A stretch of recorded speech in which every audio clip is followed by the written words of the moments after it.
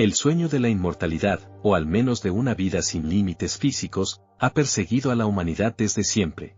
Desde los mitos de Golem hasta las fantasías de Prometeo, el ser humano ha anhelado trascender las fragilidades de su carne. ¿Pero qué sucede cuando la imaginación se encuentra con el bisturí y la ingeniería?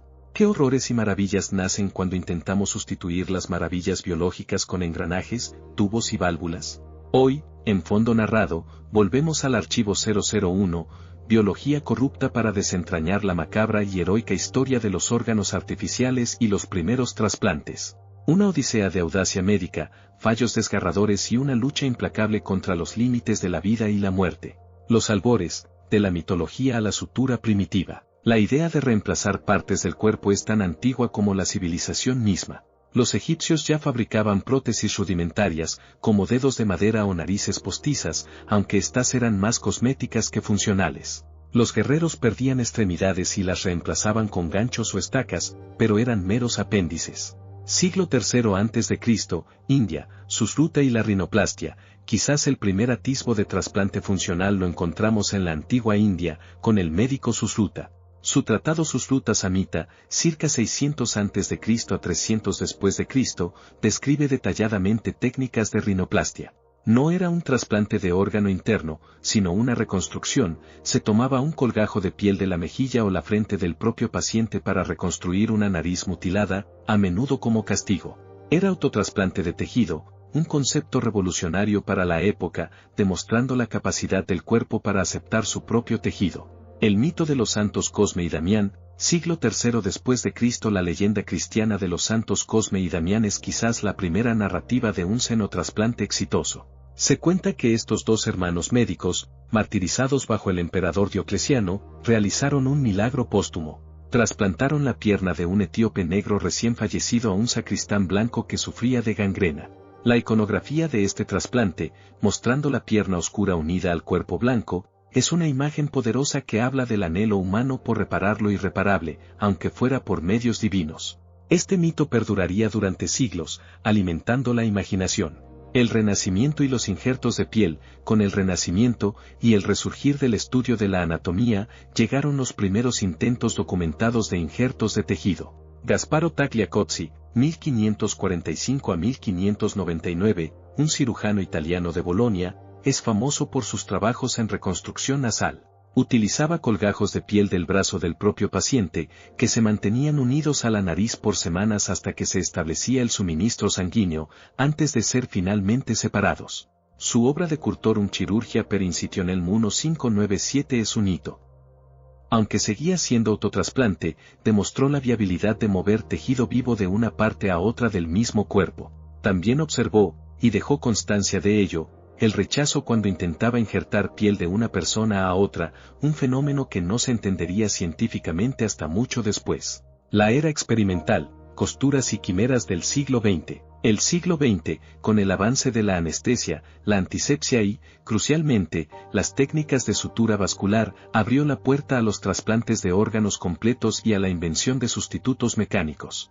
1902, Al Access Corral y las suturas vasculares. La figura seminal en los trasplantes de órganos fue Al Access Corral, 1873 a 1944, un cirujano francés. Sus revolucionarias técnicas de sutura vascular permitieron unir vasos sanguíneos finos sin coágulos, algo impensable hasta entonces. Carrel logró realizar trasplantes de riñones, corazones y otros órganos en animales, demostrando que los órganos podían ser movidos y seguir funcionando. Recibió el Premio Nobel de Fisiología o Medicina en 1912 por estos trabajos. Sin embargo, todos sus trasplantes en animales de diferentes especies o de diferentes individuos de la misma especie fracasaban a largo plazo debido al rechazo, un misterio que no podía resolver y que llamó la barrera de la individualidad biológica. El Dr. Serge Voronov y los implantes de rejuvenecimiento, 1920. En la década de 1920, la obsesión por la juventud y la vitalidad llevó a un cirujano francés de origen ruso, Serge Voronov, a realizar una serie de trasplantes que hoy consideramos grotescos. Voronov creía que el envejecimiento era causado por la disminución de la actividad glandular. Su solución era trasplantar tejido testicular de chimpancés a hombres mayores, con la promesa de devolverles el vigor juvenil. Realizó miles de estas operaciones en pacientes ricos de todo el mundo. Aunque sus pacientes reportaban mejoras, probablemente efecto placebo, sus métodos carecían de base científica y éticamente eran deplorables. La era de Voronov fue un recordatorio de cómo la desesperación humana puede ser explotada y cómo la ciencia sin ética puede descarrilar. El hombre de acero soviético, Vladimir Demikov, 1940-1950. Si hay una figura que encarna la audacia y lo macabro en la cirugía experimental, es el cirujano soviético Vladimir Demikov, 1916-1998. Trabajando en la Unión Soviética postguerra, Demikov fue un pionero absoluto en el trasplante de órganos.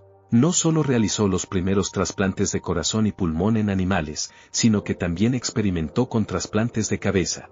Su experimento más famoso, y horripilante, fue la creación de perros de 2 cabezas.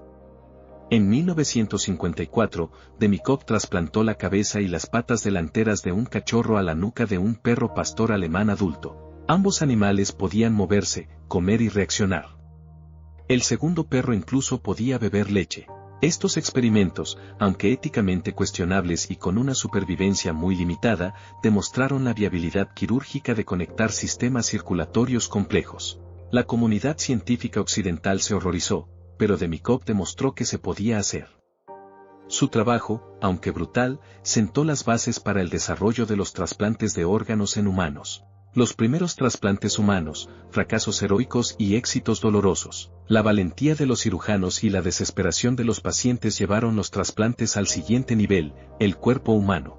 1954, el primer trasplante de riñón exitoso, el 23 de diciembre de 1954, en el Peter Van Brigham Hospital de Boston, el Dr. Joseph Murray, 1919-2012, realizó el primer trasplante de órgano exitoso entre humanos. El receptor era Richard Herrick, un hombre de 23 años que sufría de una enfermedad renal terminal. El donante fue su hermano gemelo idéntico, Ronald Herrick. El hecho de que fueran gemelos idénticos fue crucial, compartían el mismo ADN, lo que eliminó el problema del rechazo inmunológico, la barrera de la individualidad que había frustrado a Carrel. Richard vivió 8 años más con el riñón de su hermano. Este éxito histórico le valió a Murray el premio Nobel en 1990. Los comienzos del trasplante cardíaco. 1964, el primer intento de James Hardy, Estados Unidos. El 24 de enero de 1964, el cirujano James Hardy, 1918-2003, realizó el primer trasplante de corazón de un animal a un humano en el University of Mississippi Medical Center. El paciente, Boyd Rush, un hombre de 68 años moribundo, recibió el corazón de un chimpancé. El corazón animal latió durante 90 minutos antes de que Rush falleciera. Fue un fracaso clínico, pero un hito audaz. Hardy había sido criticado por no intentar un trasplante de un corazón humano antes, pero no había donantes disponibles. 1967, Christian Barnard y el primer corazón humano, Sudáfrica. El 3 de diciembre de 1967, el cirujano sudafricano Christian Barnard, 1922-2001, conmocionó al mundo. Trasplantó el corazón de una joven víctima de accidente, Denise Darvall, a Louis Washkansky, un hombre de 54 años con una enfermedad cardíaca terminal. Washkansky vivió solo 18 días, muriendo de neumonía debido a los medicamentos inmunosupresores, azatioprina y prednisona, que debilitaron su sistema inmune, permitiendo que las infecciones oportunistas lo mataran.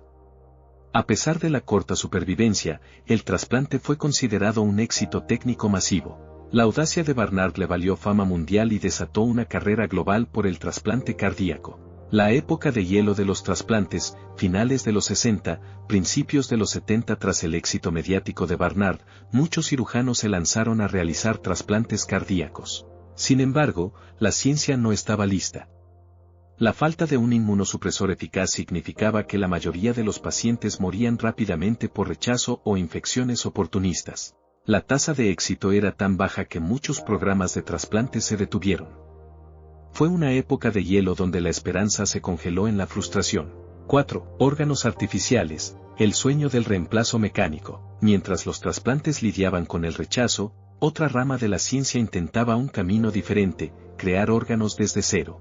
El riñón artificial, la diálisis. 1943, Wilhelm Kolb y el primer riñón artificial, El médico holandés Willem Kolff, 1911 a 2009, es el padre de la diálisis moderna.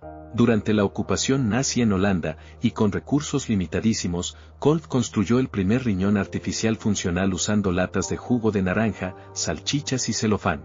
En 1943, trató a un paciente por primera vez, pero sin éxito. 1945, primer éxito clínico. En 1945, Kolff salvó la vida de una mujer que sufría de insuficiencia renal aguda, manteniéndola viva durante varios días con su máquina. Fue un triunfo monumental. Los riñones artificiales, máquinas de diálisis, no son trasplantes de órgano, sino sustitutos funcionales que depuran la sangre. Millones de vidas han sido salvadas desde entonces gracias a su ingenio. El corazón artificial, un latido mecánico y un dilema ético. 1969, Domingo Liotta y Danton Cooley. El 4 de abril de 1969, el cirujano argentino Domingo Liotta, 1924 a 2022, y el estadounidense Danton Cooley, 1920 a 2016, implantaron el primer corazón artificial totalmente, dentro de un ser humano, Haskell Karp, en el Texas Heart Institute de Houston. El corazón, llamado Leora Cooley, sirvió como un puente de vida durante 64 horas hasta que se encontró un corazón donante. Karp recibió el trasplante, pero falleció 32 horas después por complicaciones pulmonares. 1982, Harvick, 7 y Barney Clark. El 2 de diciembre de 1982, el Dr. William DeVries, 1933 a 2018, implantó el corazón artificial Harvick, 7 en Barney Clark, un dentista de 61 años que sufría una enfermedad cardíaca terminal y no era candidato para un trasplante. Clark vivió 112 días con el corazón artificial. Su vida fue un calvario de sufrimiento, infecciones, derrames cerebrales y fallos mecánicos. Estuvo conectado a una consola de 136 kilos, no podía levantarse de la cama sin asistencia y su calidad de vida era mínima. Su caso desató un intenso debate ético sobre si prolongar la vida a toda costa era humanitario. El Harvick 7, aunque un logro de la ingeniería, fue retirado por sus complicaciones. Implantes cocleares y prótesis biónicas, no solo órganos vitales. Los avances en microelectrónica permitieron el desarrollo de implantes cocleares, 1970s, que devuelven la audición a personas sordas, y prótesis biónicas de miembros, siglo XXI, que se conectan directamente al sistema nervioso, permitiendo a los amputados sentir y mover sus extremidades artificiales con la mente. Son órganos artificiales en el sentido de que sustituyen o aumentan una función biológica perdida. El cambio de juego, ciclosporina y la era moderna. El punto de inflexión que transformó el panorama de los trasplantes no fue una nueva cirugía, sino un fármaco, la ciclosporina. 1970s, descubrimiento de la ciclosporina, descubierta en una muestra de suelo noruego por Sandoz Laboratories en 1970, la ciclosporina es un potente inmunosupresor. A diferencia de los fármacos anteriores, no destruía indiscriminadamente el sistema inmune, sino que se dirigía específicamente a las células T, responsables del rechazo. 1983, aprobación y revolución, aprobada para su uso en trasplantes de riñón en 1983, y más tarde para otros órganos, la ciclosporina y los inmunosupresores de su clase, como el tacrolimus, cambiaron el juego. La tasa de éxito de los trasplantes se disparó y la supervivencia a largo plazo se convirtió en una realidad. De repente, la barrera de la individualidad biológica de Carrel era superable.